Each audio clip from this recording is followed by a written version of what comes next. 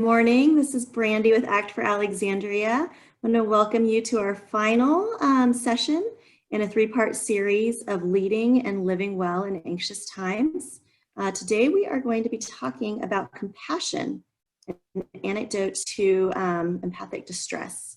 And I think this is very timely as things are happening in our community, in our country. I'm so grateful for Heather and an opportunity to hear from her. And the opportunity to take some time and some space to learn and to be together and to learn how we can lead with compassion, which is so timely at this point right now. So I turn it over with a heavy heart to Heather. Thank you for leading us. Thank you, each one of you, for being here with us. We know there are a lot of things going on, and so we are grateful for you taking the time. Thank you. Thank you so much, Brandy. And thank you for those of you who are able to join this morning.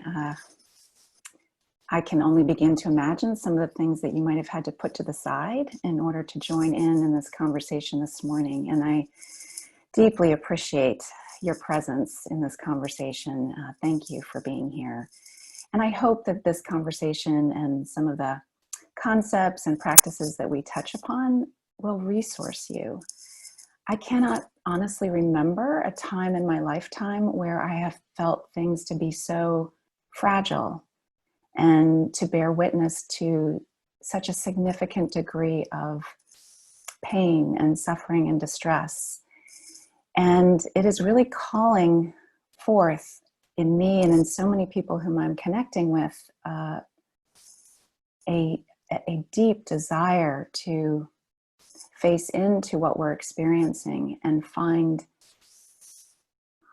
helpful ways to be present to what we're experiencing, to be of service in relationship to the distress of others. And so thank you for being here this morning and joining me in this conversation. You'll recall that we started off this series, Leading and Living Well in Anxious Times, with a focus on recognizing and relating effectively with reactivity, both in ourselves and in others. Because these are anxious times, we know that more reactivity is going to be obvious. We can think of reactivity as the public face of anxiety. And so we focused on some concepts and strategies and skills to navigate our way around or with reactivity in ourselves and others. And then last week, we gathered to focus on cultivating a calm and centered presence. So if we know we're leading in reactive systems, in anxious times, how do we intentionally and actively cultivate a calm and centered presence? So we talked about some strategies for doing just that. And within a short period of time, just a week later, things seem to have escalated. And there's even a greater degree of pain and suffering that we're bearing witness to or experiencing directly. And so today our focus is on compassion as an antidote for empathic distress. And I want to begin by sharing actually a story with you. And you may be familiar with this particular story. This happened back in the 1970s. This was the story of a research experiment that was done on the campus of Princeton University, their theological seminary. And this particular story is about this experiment that was done by two behavioral scientists. These two scientists wanted to study pro-social behavior in humans. They wanted to study why people do good things for other people. And they were curious as to whether we have an internal disposition to do good for others or toward others, or whether there are social conditions that influence our kindness and benevolence toward others. So they embarked on this 3-day study on the campus of Princeton's Theology Seminary, and they used a group of students studying to be priests. And here's what they did. They told these seminarians that they were going to be giving a presentation on the parable of the Good Samaritan in the Bible. And if you're at all familiar with that particular story from the Bible, it's the story of It's the story of a person who was suffering in huge physical and emotional distress on the side of the road. And several holy people passed by this person. In fact, stepped over this person and didn't offer a helping hand. And then along comes someone from Samaria. And that particular moment in time, people from Samaria and Jews were not on the best of terms. But this particular Samaritan stopped and gave this person by the side of the road aid. That's the parable of the Good Samaritan. So fast forward into the 1970s, and these priests in training are given this assignment to prepare a presentation on this parable to present to others. These seminarians are divided into 3 groups. The first group is told that they need to actually go across campus. They have to walk across campus and meet up with another team member who's going to help them finalize their presentation. And they're told that actually they better hurry because they're already running late. The second group is given the same set of instructions, only they are told that they have a little bit of time. They're not late, but the person's waiting for them, so they better move it along quickly. And then the third group is given exact same set of instructions, although they're told that they have plenty of time to make their way across campus. And interestingly, there was an actor who was hired to play the role of somebody who was really in distress, physical distress, along the path of all 3 groups.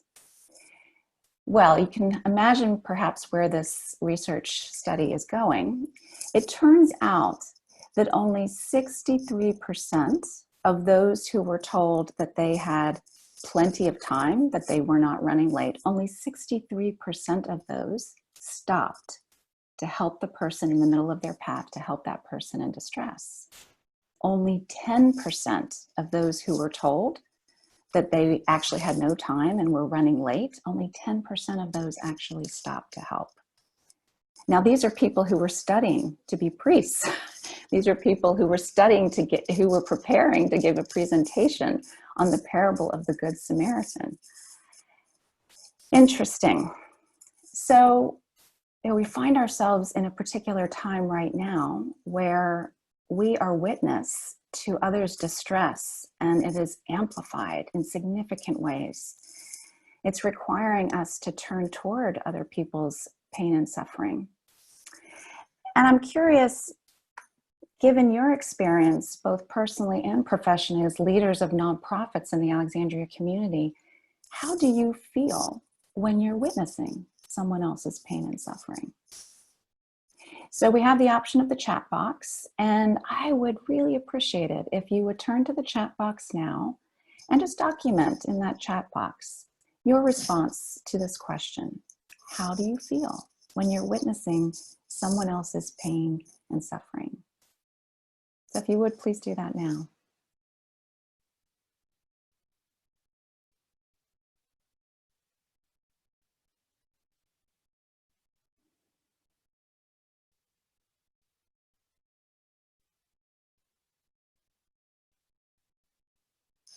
Molly, are we seeing anything in the chat?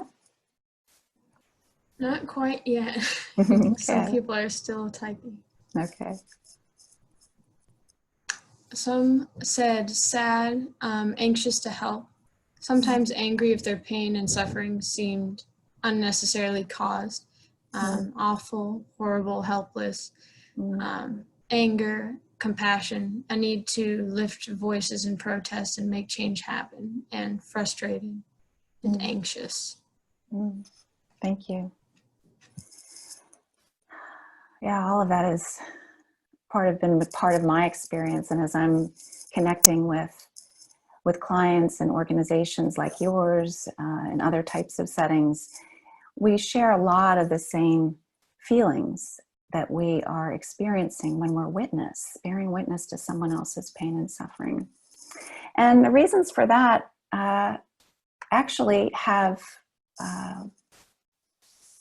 they're actually connected to our own biology. We are wired for empathy neurologically.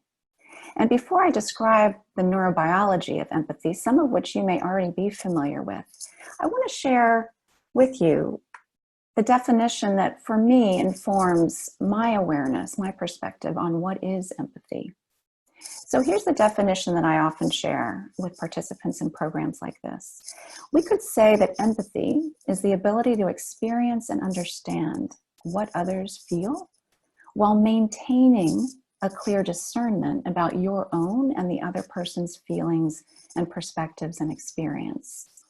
And I think there are really two important parts to this definition.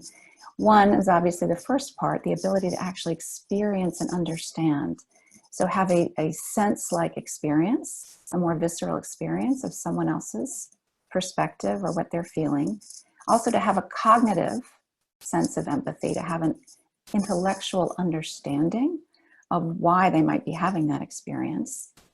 And then the second part, I think, highlights something that's really important for us to home in on, and that is this discernment piece. That empathy is also the ability to discern between my experience and others. We could say that otherwise, it becomes contagion. And we've talked a little bit about the contagion aspect of emotional experiences. And so we want to cultivate a wise empathy where we can sense into and understand someone else's experience and perspective while maintaining some distinction between their experience and ours. And as it turns out, as I mentioned a moment ago, and I suspect you all are aware of this already, we are actually wired for empathy. Neurologically, we are wired for empathy. And this is great news, right? Because when have we ever lived in a time when we have needed desperately to sense into the experiences of others in order to elevate ourselves, to build a greater consciousness around how we're all connected to one another? There were two individual neuroscientists who worked together as a team in their lab back in the early 2000s, Decity and Lamb, and they found through their research that the neural network that's activated in me when I'm in pain is actually the same neural network that shows as activated when I see you in pain. In other words, we are wired to sense into each other's pain and experience as if it were our own. So this is the good news, right? That we, as you pointed out in the chat, when you see someone else's pain and suffering, it evokes a feeling of some pain and suffering in ourselves. However, there are some social conditions that tend to dial down our empathy neural network. The image here is of a Dr. David Eagleman, and he's a neuroscientist based out of Stanford. And in his lab, he's done a lot of research and testing around the empathy neural network, really seeking to investigate what is it that is activated when we are seeking and acting to be empathic toward others, and are there situations or conditions that impede or dial down that empathy neural network? Now, when we started off this conversation, I shared that story with you about the experiment done on Princeton's campus at its theological seminary back in the 70s. And certainly that small study would seem to indicate that there's a social condition around we're in a hurry. You know, we feel that we don't have time or we have limited time, and that could be a condition that dials down our capacity for empathy. In Dr. Eagleman's lab, he found that there are two social conditions that tend to dial down empathy, or the activation of the empathy neural network. One is perceived unfairness. So if I perceive that you are treating me unfairly or others unfairly, it turns out that not only is my empathy neural network less activated, in other words, dialed down, it also turns out that the areas of the brain that we associate with the act of revenge, those are more activated. Secondly, he found in his studies and in his lab that perceived differences also have the ability to dial down the activation of our empathy neural network. In other words, if I perceive you as part of a team that I don't associate myself with, whether that's based on race or socioeconomic status, religious affiliation. Interestingly, and you can look this up, he has a series of really interesting segments on PBS that are available on YouTube. And one of those segments, he shows an actual experiment where people had a syringe injected. They were placed in functional MRIs so they could see the activation in the study participants' brains. And while they were in the functional MRI, they would show them an image, or actually images, of different groups. And the one segment that I'm familiar with specifically is an interesting study where they showed the participants images of hands belonging to people of different religious affiliations. And then they show each of those hands being injected by a syringe. And what they're looking to see is in the functional MRI, what gets activated in the brain when they are subject to those images. And the pain neural network is activated when we see someone else in pain. However, what's interesting is we experience that person's pain more as if it's our own. In other words, our pain neural network is more activated when we see someone whom we affiliate with subjected to pain and suffering. So in other words, somebody who considered themselves an atheist was more likely to feel pain or show activation in their pain neural network when they saw another atheist's hand injected with the syringe than somebody of a different affiliation, religious affiliation. So here's the thing, we are wired for empathy, and yet there are these social conditions that tend to unconsciously affect the activation of our empathy neural network. And we are also living in a time that's insisting that we evolve, that we sense into our connections with others in order to face into some of these universal challenges with a greater degree of coordination and collaboration and compassion. And yet, right at this time, we are also incredibly susceptible to yet another social condition that can dial down our empathy, and that's empathic distress. So, excuse me, I want to go back and ask you to consider this question. How do you react when you're witnessing someone else's pain and suffering? So I asked you a few minutes ago, how do you feel when you witness someone else's pain and suffering? This question is asking you more behavioral oriented question. How do you react when you're witnessing someone else's pain and suffering? And I would please ask you to utilize the chat right now and to document some of your input there to this question. I'll give you the next minute or so to do that. Thank you.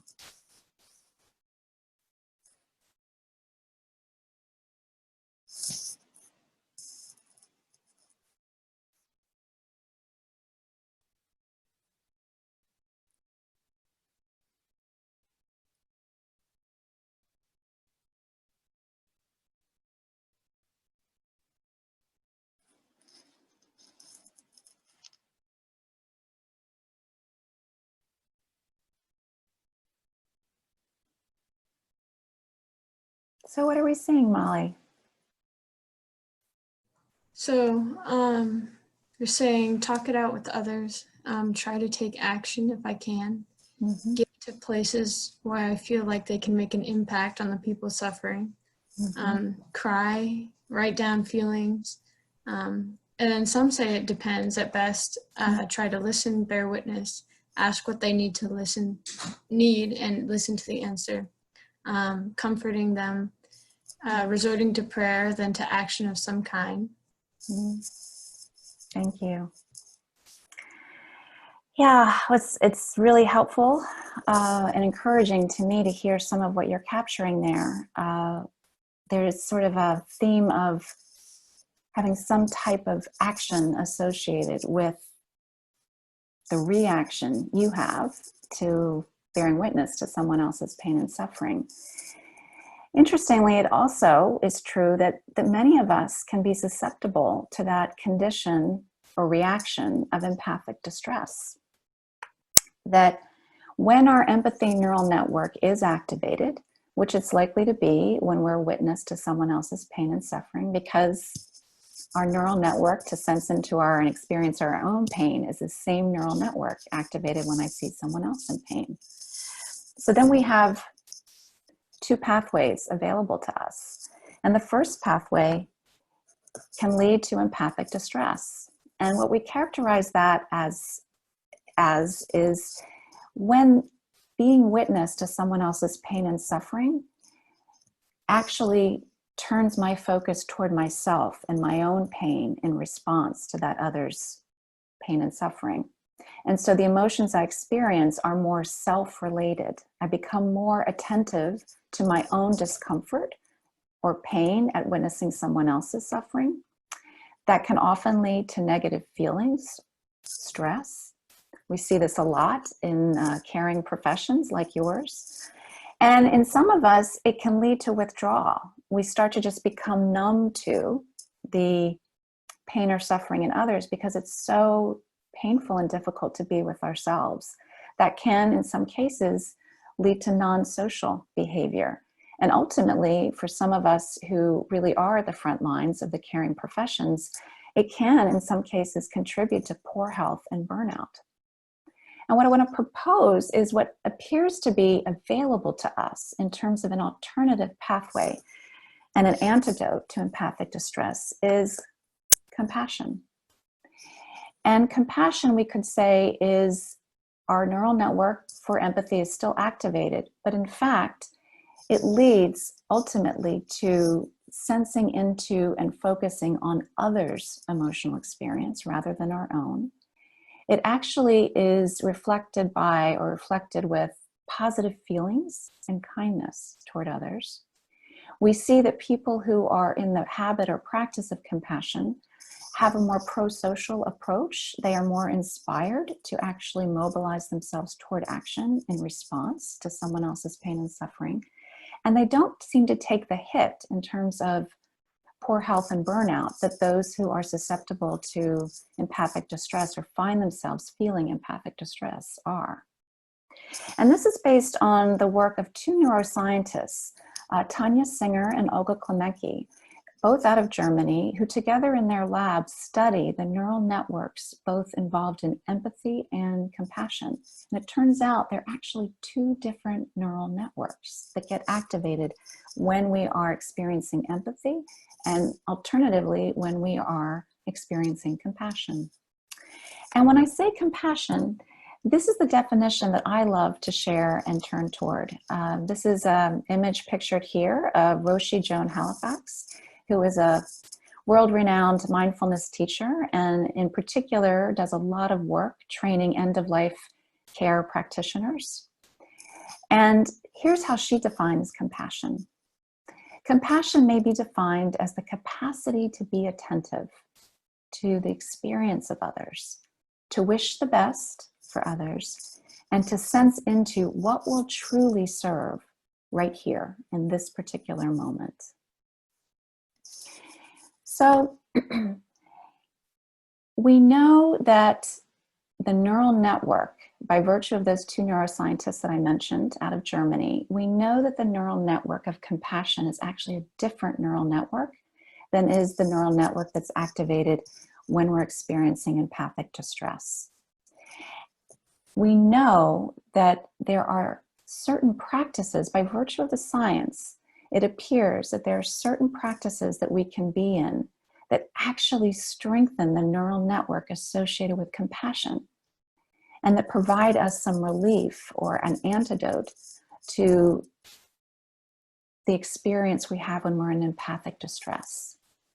What I'd like to share with you is a blended practice today that we can engage in together. And this particular practice is designed to activate the compassion neural network.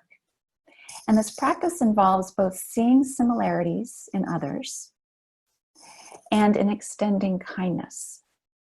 And I would suggest today that through practice, we strengthen that particular neural network and we create, in fact, a mental habit, an inclination toward compassion. And I believe really right now at this time, that is what's most necessary and is going to elevate us and help us become more connected and conscious and work more successfully with others suffering, is if we are actively training ourselves in this mental habit of compassion. So I'd like to suggest we do a very brief practice here to get a taste of, and some of you may already be practicing compassion. I suspect you are. And in this particular practice, we will engage in these two blended practices together. So taking the next couple of minutes to, if you're comfortable, to close your eyes or drop your gaze to the floor in front of you, to feel yourself seated here, a body and a mind and a heart all here together. To take the next few moments to locate your breath, finding that place in the body where it's easiest to notice that you're breathing. Perhaps letting that breath drop and settle, letting your belly relax, and taking in a few longer and fuller and deeper breaths in at your own pace.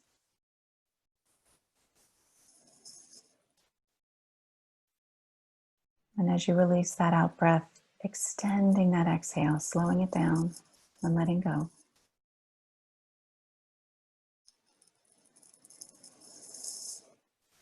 Again, doing that a few times at your own pace. And then letting your breath return to its more natural rhythm. No longer controlling the breath, just letting the body breathe you.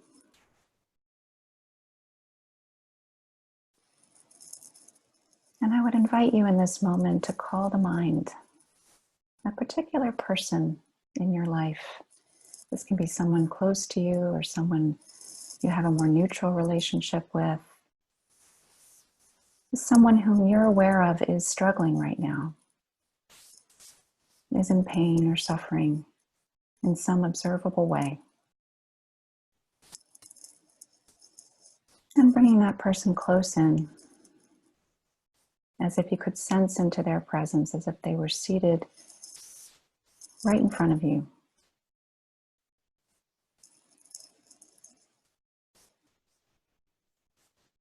And as you envision that person's presence right there with you, I'd invite you to consider some awareness here that this person whose presence you're sensing into, that this person has a heart and a mind and a body, just like me. That this person has thoughts and emotions, just like me.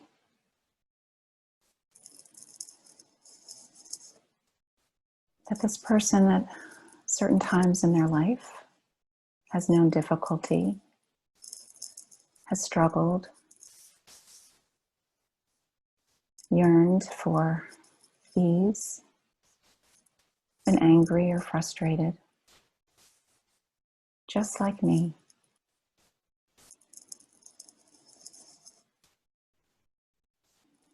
That this person, whose presence I'm sensing into, has also at times in their life known joy and delight,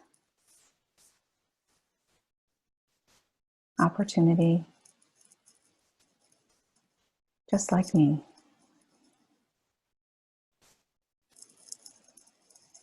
That this person whose presence I'm sensing into wants to be free of emotional and physical pain and suffering, just like me.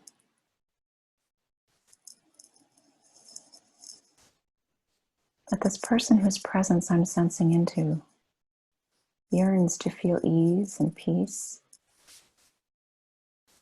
just like me. This person wants to be happy, just like me. Because this person is a human being, just like me.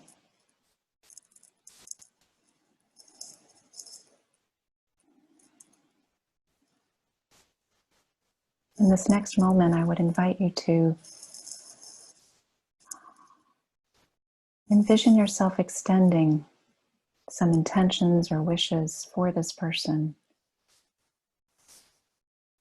May this person, whose presence I'm sensing into, may they find the strength and resources to navigate this difficult time.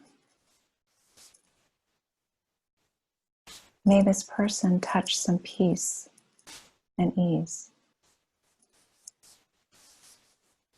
May this person be free of pain and suffering. May this person be happy.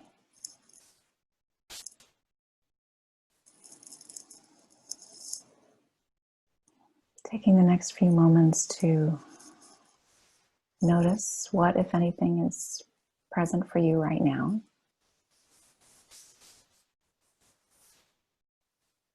Finding your breath. Perhaps taking a centering breath if you care to, and then gently opening your eyes if they were closed. Thank you. Thank you so much. So I don't know about you. I know that I am at times in the last few weeks, and particularly in the last week, feeling a sense of judgment toward myself. What am I doing? Am I doing enough? Somehow finding myself falling short. And many of the clients whom I'm speaking with as well are also expressing these moments of self-doubt and judgment. So I want to suggest that another practice and strategy for leading and living well in anxious times is to actually extend ourselves compassion, to be in the practice of self-compassion. The person pictured here is a Dr. Kristen Neff. She's a world-renowned expert on the topic of self-compassion and has done extraordinary, extensive research on the practice of self-compassion, what it actually, how it actually impacts our capacity for growth, for learning and development, and for relief from our own self-inflicted suffering. And she suggests that there are actually 3 steps, critical steps, that are involved in this practice of self-compassion. The first step is to take a mindful pause. So I'm sharing this a lot with my current clients, many of whom are expressing distress, their lack of focus, or their sense that they're not doing enough.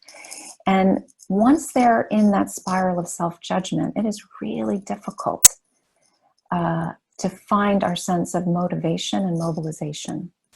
And it turns out that the practice of self-compassion, when we're actually taking a pause to notice our experience, notice that voice of judgment or the distress that we're feeling, that giving ourselves that pause is the first step toward relief. And the second step that Dr. Neff describes is recognizing our common humanity. So when I'm sensing into that sense of distress, having taken that pause, that then the next step available to me is to recognize that I'm not alone, that there is a whole host of others who are sharing and having the same universal experience of distress at this particular moment. And then the third step Dr. Neff describes is extending ourselves compassion. And a really impactful, potent way to do that is to place our hand over our heart. And it turns out that when we place our hand there, when we sense into our heart using the palm of our hand and hold it there for 20 to 30 seconds, we can actually see that the hormone oxytocin is emitted in our brain and throughout our nervous system. And if you're not familiar with oxytocin, that's the tend and befriend hormone. That's the hormone that gets released when mothers are nursing their babies, when we feel ourselves connected to others, when we are touched gently and with kindness. And so I would suggest to you that at this particular moment in time, when we are finding our resilience tested and we are seeking to extend compassion to others, that a pathway toward that is to also extend compassion toward ourselves. And for many of us, as Dr. Neff describes, we consider self-compassion sort of slothful defeatism, that somehow if I'm treating myself with kindness, when I feel myself distressed, that I'm somehow treating myself not harshly enough, that I'm letting myself off the hook somehow. And the research would actually indicate otherwise. So, quick recap. We are wired neurologically for empathy. That's the good news. We can sense into others' experience easily because we're hardwired to do so. However, there are certain social conditions that dial down our empathic neural network, and we talked about what those social conditions are. We also talked about the susceptibility we have to empathic distress because it's so difficult to be witness to other people's pain and suffering. And the impact of that empathic distress can have us engaging in withdrawal or other non-social behaviors or positive behaviors, or even lead to stress or burnout.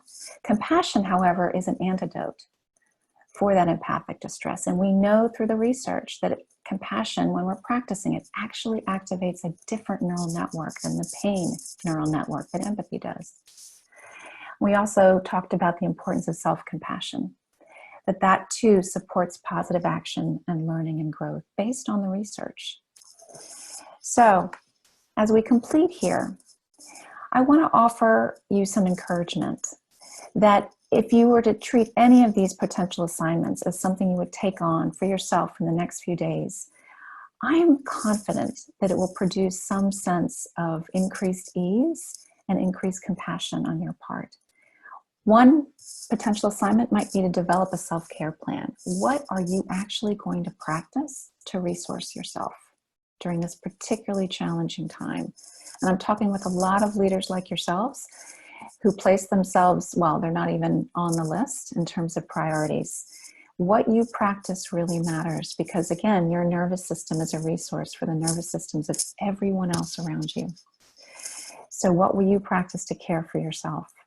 I do have a compassion meditation recorded on my website if that's helpful to you. And there are also an abundance of guided practices online that you can find relative to compassion. And here's another alternative assignment that might have some appeal for you. When you're feeling stressed, challenged, or in a perspective of some self-judgment, I would encourage you to take 5 minutes, 7 minutes, write yourself a letter. But write it from the perspective of the most loving and kind-hearted friend whose only agenda is to support you.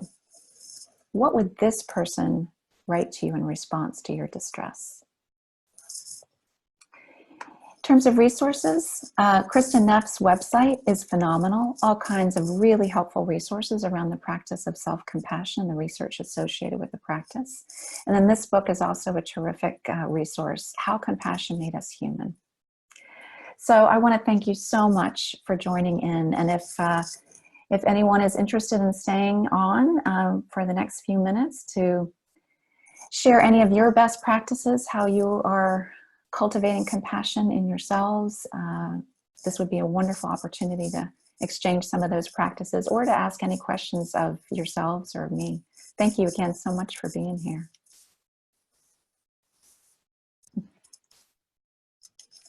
Hi, good morning. Good morning. First, I want to say thank you to you and Brandy for kind of gathering us all together in this way.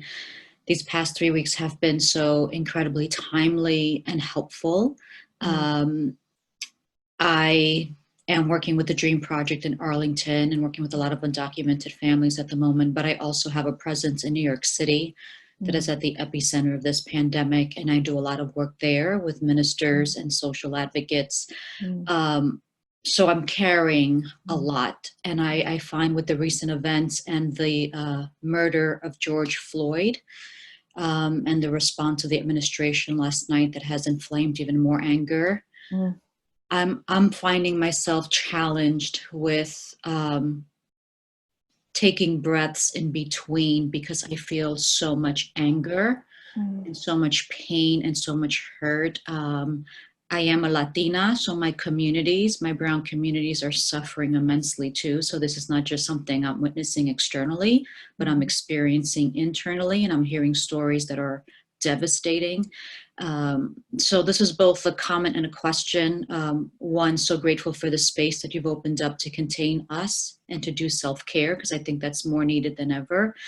And I think the other piece is just my challenge, like the conflicting emotions that keep coming up for me, and it's more the negative and the hurt and the pain and the sorrow. And this is all within the backdrop of a pandemic that's disproportionately affecting my community and the African American communities as well. So if there was ever a time that I feel completely overwhelmed and almost at a lack for words, it's now. And I just wanted to share that.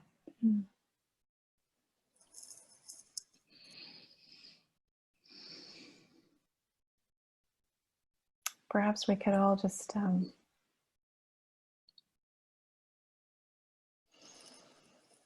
breathe into what you've just shared, Belinda, and thank you for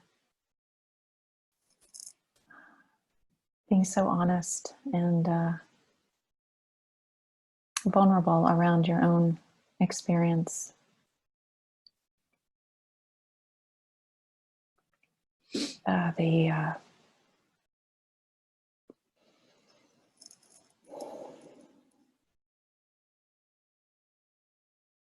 We as humans are capable of such extraordinary goodness. But we wouldn't have survived as a species if we weren't capable of coordinating with others, of collaborating and building community together. You know, some part of us knows that. In the very core of our nervous system, of our being, is this awareness of the loving presence that exists in each of us, and our capacity to sense into the humanity of each other person and to support and work together. We know how to do that. And then there is this other experience as well. And I feel like it's the fear body. You know, that the fear of others, the fear of what's in us that we don't like, the pain of our past experiences, and it manifests itself in such violence and destruction of other people's bodies and identities. And how do we hold both? It feels like it rips us apart, this dual experience.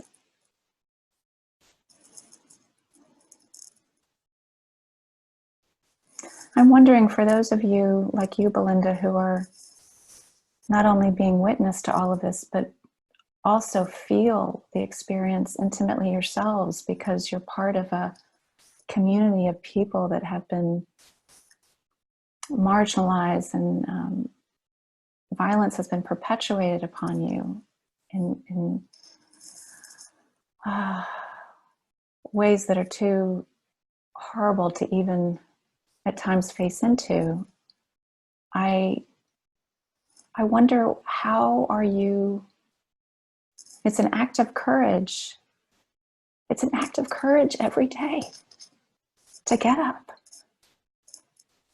And how are you doing that? What are you telling yourselves?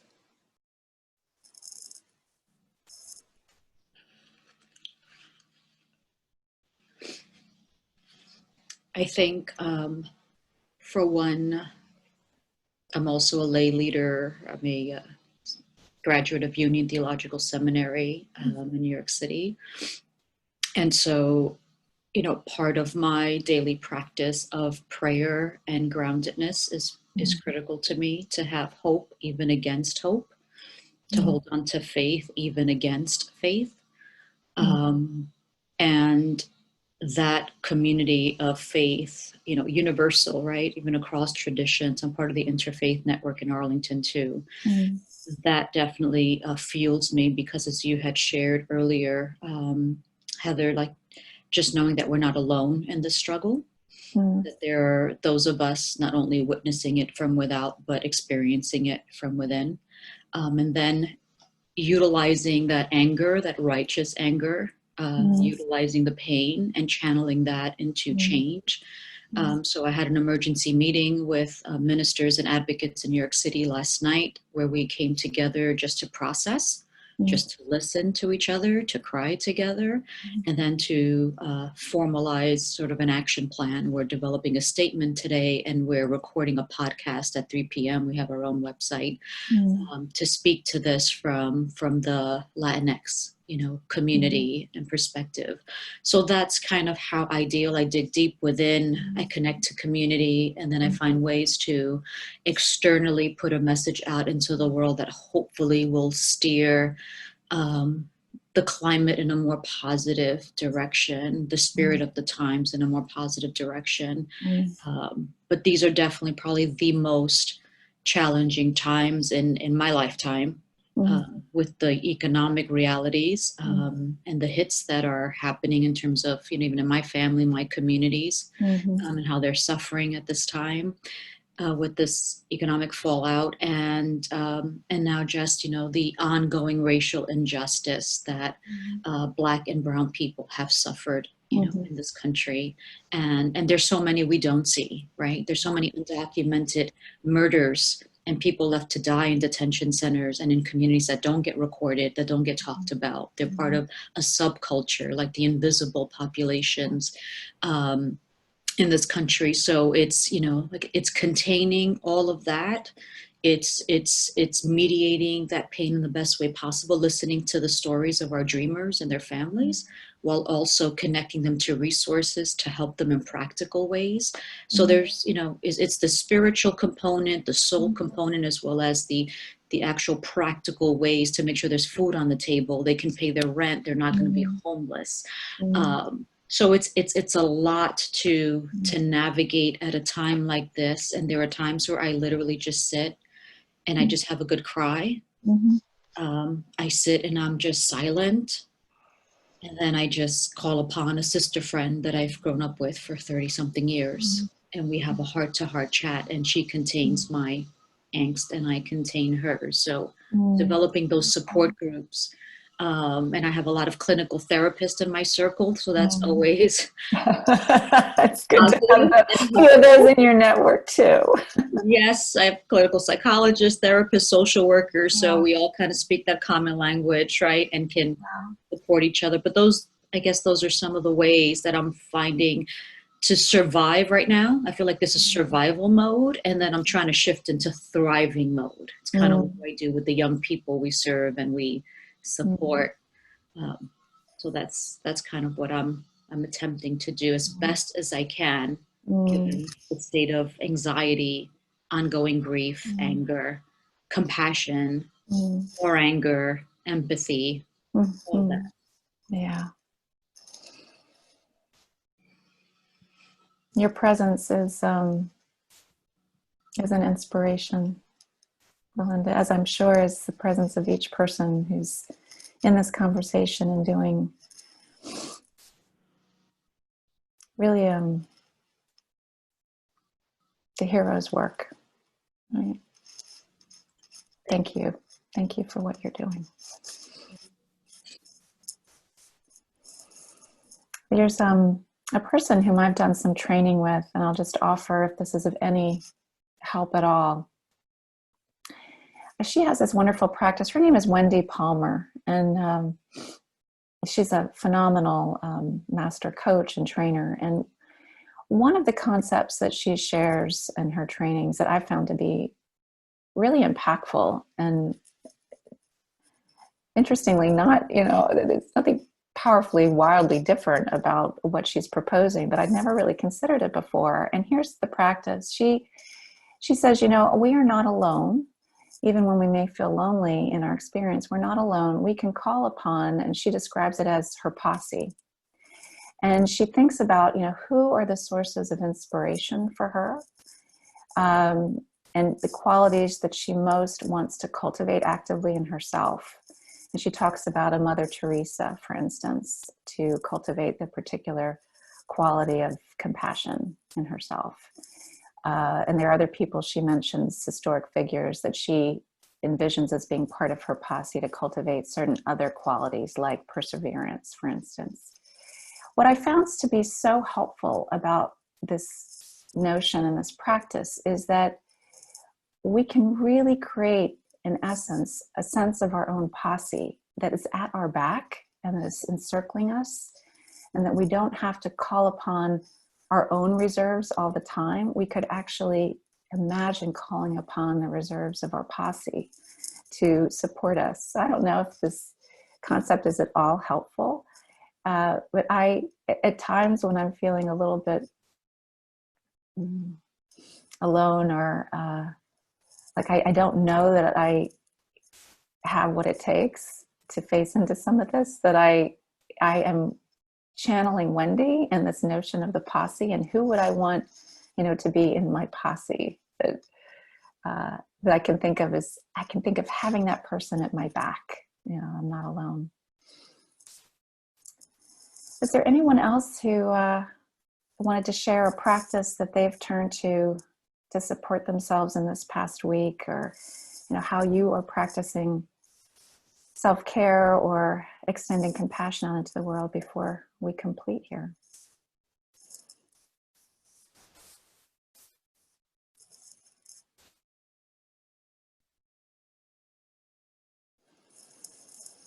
Well, perhaps then what we could actually do to complete here is to sense into each other's presence, that we have this virtual environment.